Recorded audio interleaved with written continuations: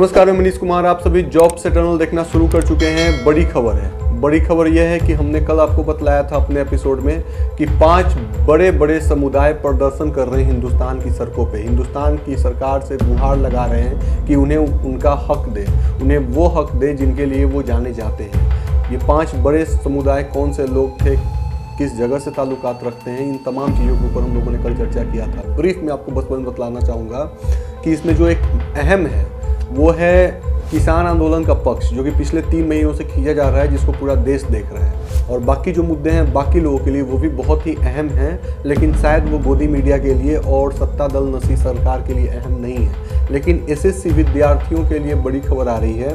आपको बतलाना चाहेंगे कि एनएसयूआई ने अपना समर्थन दे दिया है और इंडिया से जितने भी विद्यार्थी दिल्ली पहुंच रहे हैं, एसएससी के विद्यार्थी जो जीडी क्वालिफाई कर चुके हैं और वो अपना ज्वाइनिंग चाहते हैं, वो तमाम विद्यार्थी जो कल तक दिल्ली में प्रदर्शन कर रहे थे, पुलिस उनको वहां से हटा रही थी आंदोलन की जगह से, पुलिस उन पे लाठीचार्ज कर रही थी, लड़कियों को भी नहीं छोड़ा जा रहा था। कल हमने बड़ा सवाल उठाया था कि जो मेल पुलिस हैं वो मेल और फीमेल दोनों कैंडिडेट्स के साथ बर्बरता से बिहेव कर रहे हैं उनके साथ। ऐसे में जो फीमेल पुलिस कैंडिडेट हैं वो कहाँ हैं? फीमेल लड़कियों के ऊपर अगर उनको वहाँ से हटाना है या कहीं भी शिफ्ट करना है या कुछ भी करना है तो इसके लिए फीमेल पुलिस कैंडिडेट का होना अनिवार्य था फीमेल लड़कियों के ऊपर। लेकिन मेल पुलिस कैंडिडेट जो हैं, दिल्ली पुलिस हो या केंद्र सरकार की हो, उन्होंने बखूबी अपना मर्दानगी को साबित किया है ना, छात्राओं के ऊपर लाठीचार्ज करके। इससे पता चलता है कि हमारी जो पुलिस है वो कितनी कर्मबद्ध है, कितनी निष्पक्ष है और कितना ईमानदारी, लगन और प्रगति के साथ काम कर रही है। लेकिन जो कुछ भी घटना घटा है, थोड़ा सा फ्लैशबैक में चलिए। और यूके में पता है आपको, जब यूके की जनता सड़क पे प्रदर्शन करती है और पुलिस के ऊपर हल्ला हंगामा करती है तो पुलिस वहाँ पे लाठीचार्ज नहीं करती है, पुलिस वहाँ पे पानी का बौछार नहीं करती है, पुलिस वहाँ पे टीयर गैस, आंसू के गोले नहीं छोड़ते हैं। पुलिस उनको प्यार से समझाती है और पुलिस जो है वो प्रदर्शन को शांत करने का काम करती है बिना लाठीचार्ज किए हुए। लेकिन यहाँ पे हमारे देश के पुलिस जो हैं वो बालिकाओं के ऊपर लाठीचार्ज करके अपनी मर्दानगी को साबित करते हैं और ये एहसास कराते हैं कि हम हिंदुस्तान के सच्चे हितैषी हो रहे हैं। और वो भी जो लड़कियाँ हैं, जो महिलाएँ हैं, वो बालिका हैं, वो एसएससी जीडी क्वालिफाई कैंडिडेट्स हैं। इससे अंदाज़ा लगा लीजिए कि वो पढ़ी लिखी हुई हैं, तभी वो 3 टीयर्स का एग्ज़ाम क्वालिफाई करके रोज़गार के लिए दिल्ली की सड़कों पे भटक रही हैं और उनके ऊपर पुलिस बर्बरता के साथ बल प्रयोग करती है और हम सभी तमाशेबीन बनकर तमाशा देखते हैं और इस देश की जनता शांत मुक्त दर्शक बनकर देखती है। सोशल मीडिया पे बहस होता है, मेन स्ट्रीम मीडिया से मुद्दा गायब हो चला है, इसके बाद कुछ नहीं होता है। तो ये सब कुछ घटना आम लोग जो देखते हैं उसमें से कुछ ऐसे लोग होंगे जो इस घटना से प्रभावित होते होंगे और उनको ये घटना विचलित करती होगी और विचलित करना भी चाहिए कि जिस देश में इतने भारी संख्या में पुलिस बल की तैनाती है, जहां पे मेल और फीमेल पुलिसकर्मी हैं और मेल पुलिसकर्मी जो हैं वो स्टूडेंट्स के ऊपर, फीमेल स्टूडेंट्स के ऊपर बर्बरता कर रहे हैं। तो ये बड़ा सवाल है, सोचना भी चाहिए। आपको बंगाल चुनाव से मौका मिले या साहब के ट्विटर को देखने से मौका मिले तो कभी सोचिएगा इसके ऊपर कि हम किस दिशा में जा रहे हैं। और आज जिनके ऊपर इस तरीके का हो रहा है, कल कहीं ऐसा ना हो कि हमारा भी नंबर आए, तो फिर हम भी जब इस चीज़ का सामना करेंगे तो फिर बाकी लोग भी मुक्त दर्शक बनकर इसको देखेंगे। खैर, ये बात की बात है। बैंक कर्मी से अब बड़ा सवाल है कि जो बैंक कर्मी 15 और 16 तारीख को अनिश्चितकालीन हड़ताल के अंतर्गत हिंदुस्तान के बैंक को बंद करने का और दिल्ली के सड़कों पे उतरने का जिन लोगों ने ऐलान किया था और उन्होंने अपने इस ऐलान में अपने इस कामयाबी को हासिल भी किया, प्रदर्शन भी किया, लेकिन अब बैंक कर्मी थोड़े से निराश हैं इसलिए कि उनको मेन स्ट्रीम मीडिया ने जगह नहीं दिया। दरअसल बैंक कर्मी निराश नहीं है, निराश एसएससी जीडी के विद्यार्थी हैं, निराश किसान हैं, निराश बैंक कर्मी हैं, निराश कुरुक्षेत्र यूनिवर्सिटी के असिस्टेंट प्रोफेसर भी हैं और निराश एसटी एससी कैटेगरी के लोग भी हैं जो दिल्ली के जंतर मंतर पे प्रदर्शन कर रहे थे। निराश मध्यम वर्गीय परिवार भी है जिनको पेट्रोल और डीजल के दाम बढ़ने से फर्क पड़ता है, लेकिन वो निराश होने के अलावा और कर भी क्या सकते हैं, क्योंकि मेन स्ट्रीम मीडिया में अब उनके बातों को नहीं उठाया जा रहा है और उनको भी पता है कि क्यों नहीं उठाया जा रहा है। क्योंकि ये जो निराश लोग हैं, जो ये समुदाय है, जो ये कैटेगरी है, अगर देखा जाए दूसरे पैमाने पे तो ये वही लोग हैं जो गोदी मीडिया के दर्शक हैं। आपने ही गोदी मीडिया को गोदी मीडिया बनाया है। तो आप अब अगर निराश हो रहे हैं कि आपके मुद्दों को नहीं उठाया जा रहा है, तो आपको निराश होने की जरूरत नहीं है, क्योंकि सुशांत सिंह राजपूत के केस को 3 महीने तक मेन स्ट्रीम मीडिया में दिखाया गया, लोगों ने टीआरपी बटोरा और हम घर में चिप्स बैठकर खा रहे थे, मुद्दे को टीवी पे देख रहे थे और सरकार को कोस रहे थे। उस वक्त पता नहीं था कि चीजों को कैसे खत्म किया जा रहा है। ये वही बैंक कर्मी निराश है ना, जिन्होंने नोटबंदी के समय अपने जेब से भी नोट डाल करके पैसे को एक्सचेंज किया था। अगर नोट की गिनती में पैसे कम पड़ रहे थे तो बैंक के कैशियर उस वक्त काउंट कर रहे थे। नोटबंदी के समय बैंक कर्मी वही लोग हैं जो रात 8 बजे तक काम कर रहे थे, सुबह 9 बजे से लेकर रात 8 बजे तक कैशियर बैंक में काम कर रहे थे और लोग की लंबी लाइन लगी हुई थी और नोटबंदी के दरमियान उनके नोट को बदला जा रहा था। ये वही लोग हैं जिनको बैंक कर्मी की एम्प्लॉय है, जहां पे फीमेल एम्प्लॉय होती हैं और उनको प्रेगनेंसी में छुट्टी तक नहीं दी जाती है। ये वही लोग हैं और उस वक्त यही लोग मोदी है तो मुमकिन है जैसे शब्दों का नारा लगा रहे थे। यकीन मानिए, इस बात से आप पीछे मत हटिएगा। यहाँ पे बीजेपी की आईटी सेल ने जिस तरीके से समा बांधा है, आपने भी बीजेपी की आईटी सेल का बखूबी साथ निभाया है, जिसको आज पूरी तरीके से इस चौराहे पे जिसने देश को लाकर खड़ा कर दिया है कि सवाल पूछना भी गुनाह बन गया है। सत्ता दल हुक्मरानों के खिलाफ विरोध प्रदर्शन करना भी अब एक तरीके से गुनाह तो क्या पाप कह लीजिए कि वहां पे आपके प्रदर्शन को ही तितिर बितिर कर दिया जाता है लाठीचार्ज करके। तो जो गोदी मीडिया के समर्थक हैं आज वो बदहाल हैं और ये तमाम समुदाय के कुछ न कुछ लोग जरूर मेन स्ट्रीम मीडिया के समर्थक, प्रशंसक, दर्शक होते ही होंगे।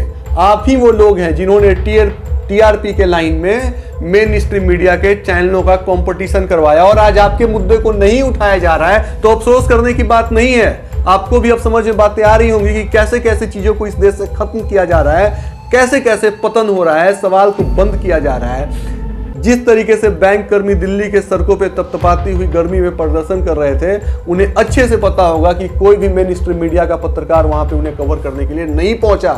इसलिए नहीं पहुंचा क्योंकि उन्हें साहब का गुणगान करने से और बंगाल चुनाव में रोजगार और बड़ी बड़ी शिक्षा और चिकित्सा के मुद्दों पे बातें करने से फुर्सत नहीं थी। लेकिन अब ये समय आ चला है कि हमें सोचना चाहिए कि हमने ही इन्हें बनाया है। हमारे जैसे जैसे लोगों के दर्शक दीर्घा में बैठे होने के कारण, दर्शक होने के कारण मेन स्ट्रीम मीडिया गोदी मीडिया में तब्दील हो गई और गुणगान करने में मादा है और मेन मुद्दे गायब हैं। लेकिन अब जब एसएससी विद्यार्थियों के साथ बर्बरता अपनाया जा रहा है तो हमारे जैसे जैसे चैनल्स इस मुद्दे को उठा रहे हैं, उठाते रहेंगे, क्योंकि विद्यार्थियों के साथ अन्याय हो रहा है। कल के एपिसोड में हमने कहा था कि विपक्ष के जो नेता हैं, विपक्ष की पॉलिटिकल पार्टी हैं, वो कहां गायब हैं। तो आज सवाल उनसे पूछना चाहिए।